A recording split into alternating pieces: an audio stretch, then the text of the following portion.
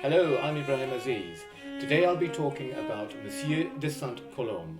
Sainte-Colombe was one of the most important viol players who flourished at the end of the 17th century in France. He taught one of the greatest viol players of all time, Marin Marais, and today he is also remembered for his 67 pieces for two bass viols, as well as over 170 unaccompanied pieces for the instrument. He is also credited with having introduced the 7th string to the then 6th string viola da gamba. I'll be talking about some of the characteristics of his works, some performance issues surrounding them, and how I, as a player and performer of the viola da gamba, view these wonderful works. At the end of the film, you'll be able to hear a couple of pieces by Sainte-Colombe, played by me.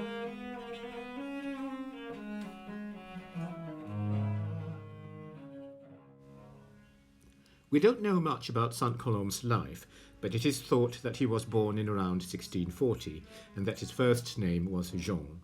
He studied the viol with another famous player called Nicolas Ottoman, whose portrait you can see here and who died around 1660.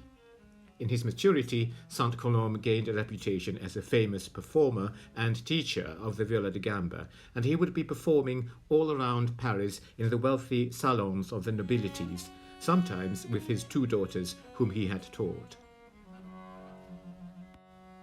His other students include Jean Rousseau, a theorist and viol player who published an important treatise on viol playing, and the most successful of all, Marin Marais, who became one of the best-known viol players in music history. It is said that Marin Marais studied with Sainte-Colombe for a period of about 6 months before the great violist decided that he no longer wanted to teach the young student.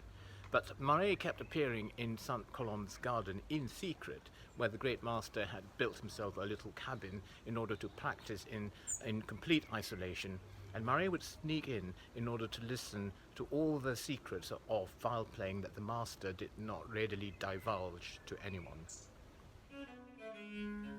The relationship between Sainte-Colombe and Marin Marais was documented by the biographer Titon de Tillet in the 18th century, and slightly fictionalized in the 20th century in a book by Pascal Quignard, Tous les matins du monde, All the Mornings of the World, which was made into a film in 1991.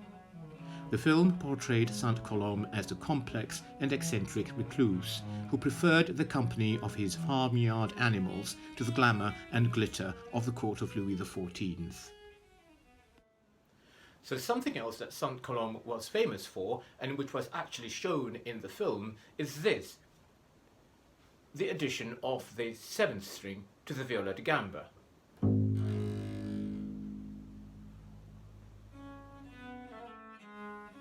Before Sainte-Colombe, viols generally came with 6 strings. This is a picture from Marin Marais' Harmonie universelle, published in Paris in 1636. This next example comes from a slightly later publication, that of Christopher Simpson's Division viol, which appeared in London in 1659. All of the viols that you can see have 6 strings. So what happened in the 1680s was the invention of wound strings. Bass viola da gamba strings made of plain gut could be very thick and needed to be of a certain length in order for them to resonate properly. This picture shows 2 strings for the same bass note. The left is made of plain, uncovered gut, and the right also of gut, but wound with silver. Note the thickness, texture, and color of each string. The metal winding on the string enabled 2 things. Firstly, the reduction in thickness, and secondly, the reduction in string length. It meant that bass instruments could play very low notes without having to be very big, and so it was possible for an instrument like the bass viol, which is smaller than a violone or cello, to have notes lower than its bottom string, which up to that point was D. Monsieur de Sainte-Colombe is credited by Jean Rousseau in his viol treatise published in 1687 as the man who added the bottom A string. From this point onwards, French viols tended to have 7 strings, with an extra bass string tuned to A, a minor third lower than the cello's bottom C. This 7-string viol made by Champmathieu is a copy of what was probably one of the very first viols to have 7 strings, a viol by Michel Colichon made in Paris in 1683.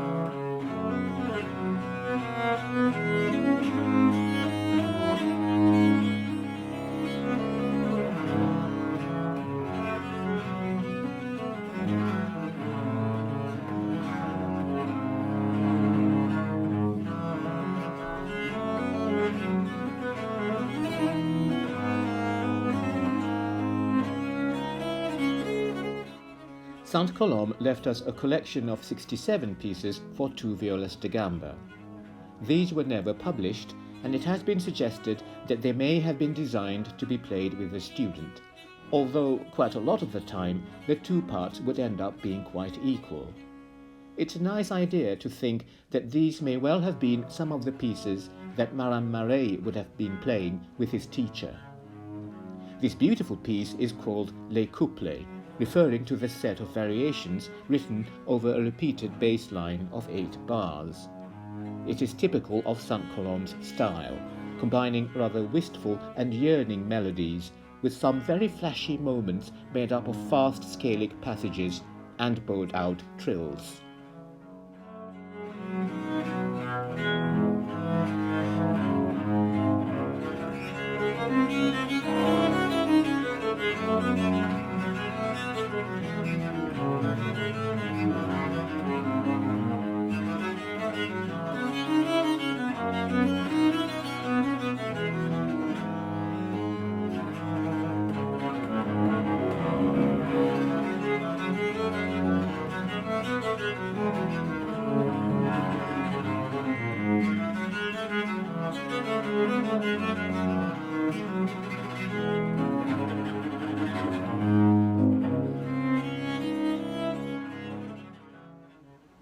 These bowed-out trills are called notes perdues, or lost notes, and they are a feature of Sainte-Colombe's music. They're also slightly irritating to play because often they catch you unawares, and there's quite a lot of them to fit in at any one point. The difficulty is coordinating the right hand and the left hand. Slow motion. Fast. So on a good day, the 2 hands will coordinate. But if you're not warmed up, or the hands are feeling cold, or you're not feeling great, anything can happen and the 2 things may not be so well synchronized. This is a page from Les Couplets to show you a section containing the lost notes, or notes perdues. They are written as single-stemmed quavers, all tightly packed together, and there's usually far too many of them to count. Often they represent trills, played unslurred, that is, with separate bows, but other times they can form a quick run or a scale, such as the ones you may see at the bottom left-hand corner of the screen. As a player, I have to decide whether to interpret the number of notes in the trills literally, or whether to treat them as ornaments and have a bit of leeway with how many I can cope with at any one time. This type of ornamentation can be heard in English and Italian instrumental music of early generations, but by the late 17th century has become somewhat archaic. The lost notes, however, do form an important part of Sainte-Colombe's style, and interestingly, you can even hear them in Marin Marais' earlier works, presumably an influence derived from his teacher.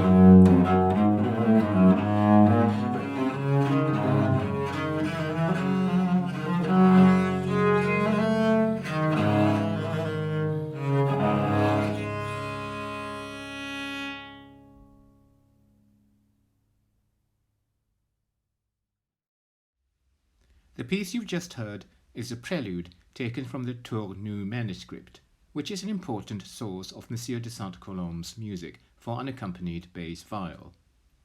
There are 143 pieces in the book by Sainte-Colombe, largely made up of dances such as courantes, sarabands, and jigues. About 30 of the total pieces, a significant proportion, are preludes. Preludes at this period are very free, and you can see that at the beginning of this one there are no bar lines, implying that the music has a sort of tempo rubato quality about it. The improvised feel of a lot of the pieces in this source is very much in line with Sainte-Colombe's reputation as a great improviser on the viola da gamba.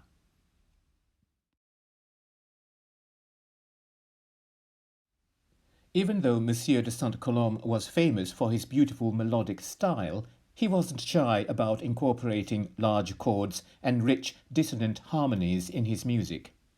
This next piece, a chaconne from the Tournou manuscript, sums up all the characteristics and virtuosity of his playing, for which he was hugely admired.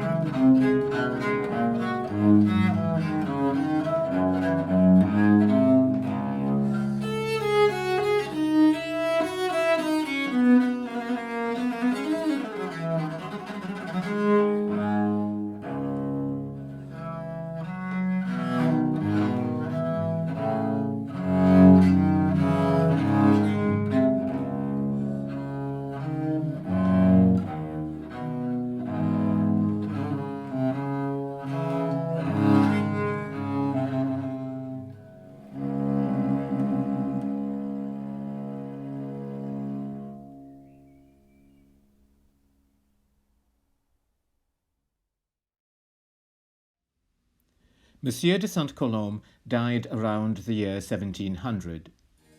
Marin Marais, his most famous student, included a tribute to his teacher, a tombeau pour Monsieur de Sainte-Colombe, in his second book of viol pieces published in 1701. Sainte-Colombe's legacy can be summed up in the words of Jean Rousseau, who dedicated his viol treatise in his honour.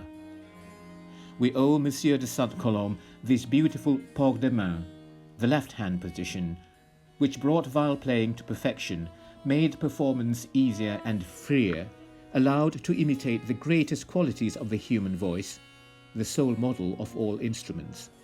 We also owe Monsieur de Sainte-Colombe the seventh string, which he added to the viol. Finally, he was also the one who introduced the use of silver-spun strings in France, and he continually worked to find anything to improve this instrument, if it were possible.